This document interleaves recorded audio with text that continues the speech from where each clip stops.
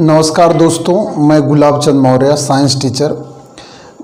ये जो कातिल केमिस्ट्री ग्रुप है, इसमें जो है स्पेशल केमिस्ट्री के बारे में आपको बताया जाएगा, नई नई जानकारियों से रूबरू कराया जाएगा, जिससे आप इंजॉयमेंट फील कर सकें और दूसरा जो आने वाली पीढ़ी है जो इस केमिस्ट्री रूपी ज्ञान को बड़ी मेहनत से सीखती है, उसे सरल से सरल रूपों में व्यक्त करके जो है पढ़ाई को आसान बनाना ही मेरा उद्देश्य है।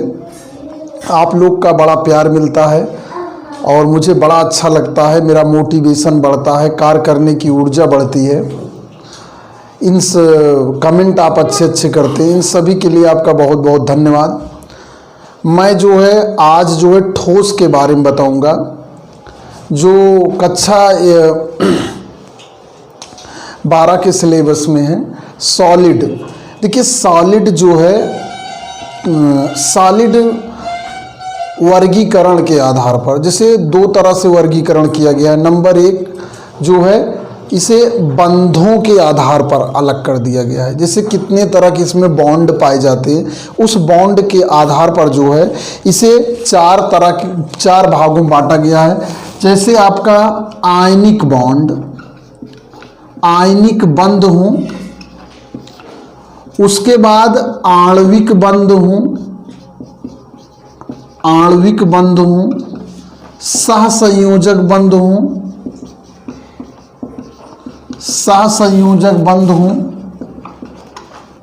देखिए आपका क्या हो गया, आयनिक बंध, उसके बाद आणविक बंध, सहसंयोजक बंध और धात्विक बंध।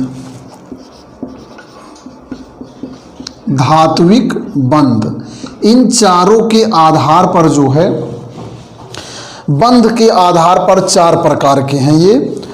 उसके बाद जो है बंध और फिर पदार्थ के जैसे क्रिस्टलीय होते हैं उसके आधार पर। देखिए अब इन चारों के प्रकार के बारे में जो है हम थोड़ा सा एक एक करके अध्ययन करेंगे।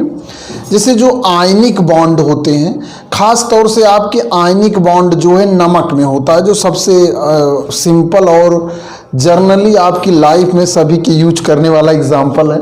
तो इसमें जैसे नमक में बॉन्ड होता है। आणविक बॉन्ड आपके होते हैं, आणविक बॉन्ड लगभग जो आप हर चीज़ जो मैक्सिमम ठोस जो है वे आणविक बॉन्ड में ही पाए जाते हैं। अब जैसे जो ठोस होता है, ये ठोस के प्रकार सॉलिड के बारे में बताया जा रहा है यहाँ पर, सॉलिड के बारे में। तो ये आयनिक बॉन्ड, आणविक बॉन्ड, उसके बाद सहसंयोजक बंध, इसे अंग्रेजी में जो है आयनिक बॉन्ड, इसको कहेंगे मॉलिक्यूलर बॉन्ड, उसके बाद इसे कोवैलेंट बॉन्ड और इसे कहेंगे मेटैलिक बॉन्ड। मेटैलिक बॉन्ड, ये चार तरह के बॉन्ड हुए। हमने बताया आपको नमक में एक एग्जाम्पल, इसके क्रिस्टल बनते हैं, उसके क्रिस्टल के बारे में डिटेल पढ़ना है। आणविक बॉन्ड जो मैक्सिमम चीज़ें आप दीवार, किताब, मोबाइल ये सब देख रहे हैं।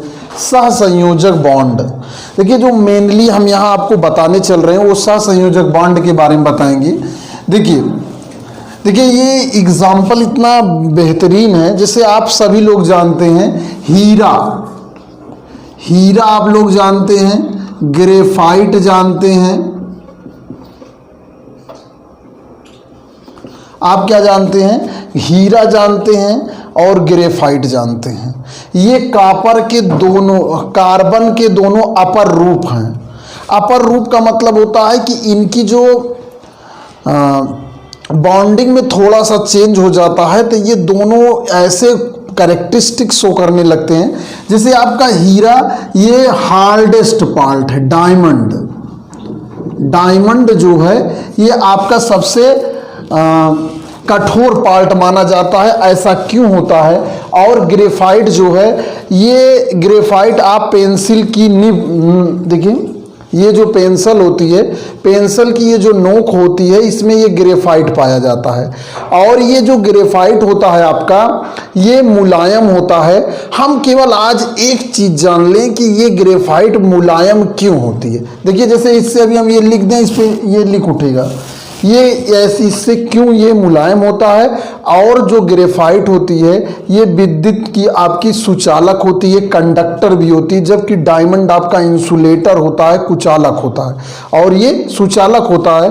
तो इस पेंसिल में जो ग्रेफाइट होती है ये भी कार्बन है, कोयला भी कार्बन है, और हीरा भी कार्बन है। देखिए कोयले की खदान में आपका हीरा पाया जाता है, कोयले की खदान में हीरा पाया जाता है, केवल टेम्परेचर का अंतर है, टेम्परेचर के अंतर से बॉन्डिंग बदल जाती है। और सहसंयोजक बॉन्डिंग में थोड़ा सा हम देखेंगे, थोड़ा सा अंतर। देखिए होता क्या है, जैसे सपोज दैट एक कार्बन है आपका, कार्बन की संयोजकता आपकी 4 होती है। आपकी संयोजकता कितनी होती है? 4। ये कार्बन की संयोजकता 4 होती है। यहाँ पर क्या होता है कि यहाँ पर कार्बन से ऑलरेडी 4 कार्बन जुड़े होते हैं। ऐसी इसकी संरचना बनती है कि यहाँ सभी इलेक्ट्रॉन इंगेज होते हैं।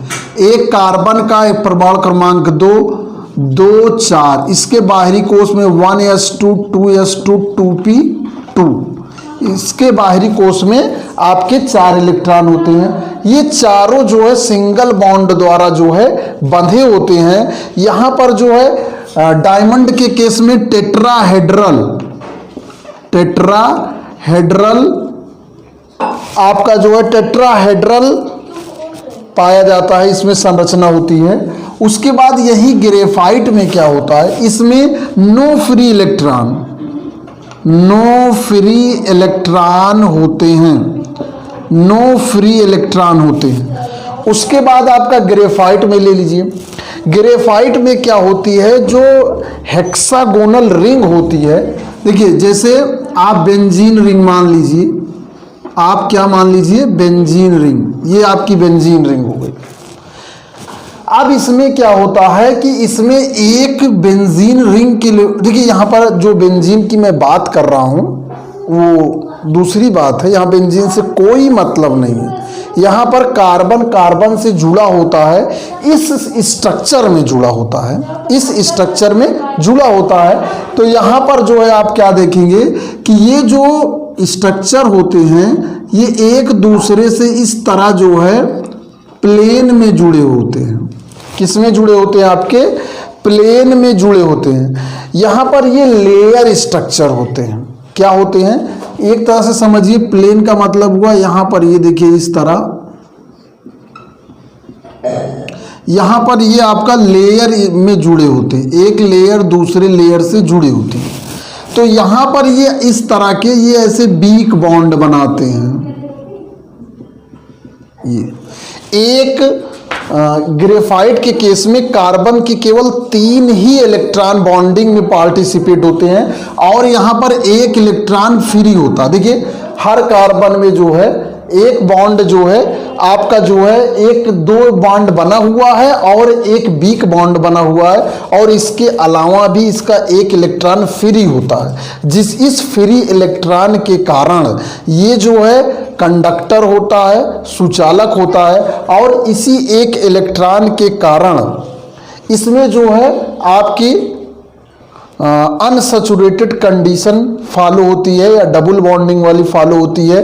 तो यहाँ पर ये जो एक इलेक्ट्रॉन फ्री होता है इसके कारण यहाँ पर जो है इसकी संरचना क्या होती है, आपका लेयर स्ट्रक्चर होता है, एक ही प्लेन में होते हैं इसलिए लेयर स्ट्रक्चर होता है। यहाँ पर फ्री इलेक्ट्रॉन होते हैं और इन्हीं फ्री इलेक्ट्रॉन की वजह से ये जो है नर्म होते हैं, मुलायम होते हैं। तो ये आपका जो है सहसंयोजक, दोनों में सहसंयोजक बंध पाए जा रहे हैं, लेकिन एक में इलेक्ट्रॉन फ्री है एक में नहीं है, जिसके कारण जो है ये दुनिया का सबसे हार्डेस्ट पार्ट हीरा है। हीरा भैया मैंने भी नहीं देखा है, कहीं अंगूठी में देखा है तो हमें कंफ्यूज है, हमें हीरे की पहचानने की कोई जानकारी नहीं है। लेकिन हाँ, हीरे के अंदर की जो केमिस्ट्री है कि उसके अंदर कौन सी कोयला है वो भी कार्बन है, केवल बॉन्डिंग दूसरी है। हीरा है, देखिए इसमें बॉन्डिंग दूसरी है। कोहिनूर हीरा है, दुनिया का सबसे महंगी चीज़। हीरा जो है महंगी चीज़ों में आता है। कारण क्या है कि हीरा महंगा होने का क्या कारण है? हीरा महंगा होने का मुख्य कारण ये है कि उसे नॉर्मल जो है बनाया नहीं जा सकता, आर्टिफिशियल बनाया जा रहा है, लेकिन उस क्वालिटी का नहीं बनाया जा पा रहा है जिस क्वालिटी का जो है प्राकृतिक रूप से पाया जाता है। भाई काहे को कोयले की खानें फिर से बनेंगी, कोयले की खानें ख़त्म हो रही, तो हीरे भी अल्प मात्रा में मिल रहे हैं, इसलिए इसकी कीमत बहुत ज़्यादा है। और तो ये आप लोगों ने सहसंयोजक बंध द्वारा जो है इन दोनों ठोस के बारे में, जैसा कि मैंने बताया था कि यहाँ 4 प्रकार के होते हैं, तो उसमें जो है मैंने तीसरे का आज एक्सप्लेनेशन किया। और इस वीडियो में इतना ही। आशा करता हूँ कि आप ग्रेफाइट और जो है डायमंड में अंतर को मैं समझाने में सफल रहूँगा। इस वीडियो में इतना ही। मैं गुलाब चंद मौर्य, साइंस टीचर। धन्यवाद।